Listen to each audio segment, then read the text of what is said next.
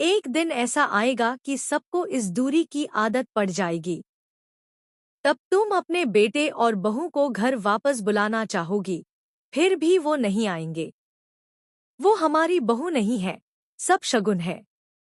आखिरकार प्रभात को heart attack आ जाएगा और देव व वसुधा अस्पताल जाएंगे प्रभात से मिलने। जी हाँ, सीरियल वसुधा के आने वाले अपकमिंग एपिसोड में आप देखेंगे कि चंद्रिका अपनी जिद पर अड़ी रहेगी और साफ कह देगी कि वह देव और वसुधा को कभी भी चौहान हाउस में नहीं आने देगी और वसुधा को अपनी बहू नहीं मानेगी। प्रभात चंद्रिका को बहुत समझाने की कोशिश करेंगे लेकिन चंद्रिका किसी की एक नहीं सुनेगी। गुस्से में प्रभात चिल्लाकर कहेंगे कि एक दिन ऐसा आएगा जब सबको इस दूरी की आदत पड़ जाएगी और तब तुम खुद अपने बेटे और बहू को घर बुलाना चाहोगी, फिर भी वे वापस नहीं आएंगे। प्रभात की ये बात सुनकर चंद्रिका गुस्से में चिल्लाएगी कि वो हमारी बहू नहीं है।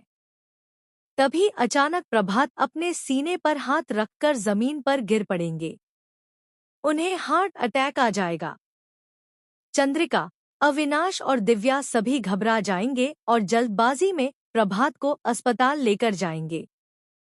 दूसरी तरफ वसुधा के घर चंद्रिका और प्रभात की तस्वीर गिरकर टूट जाएगी, जिसे देखकर वसुधा बहुत परेशान हो जाएगी और उसे यह सब अपशगुन लगेगा।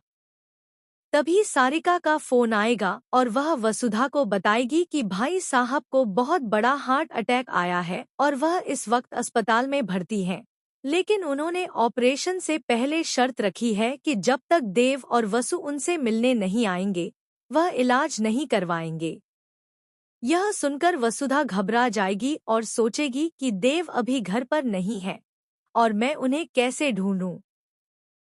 किसी तरह वसुधा देव से संपर्क करेगी और प्रभात की हालत बताएगी।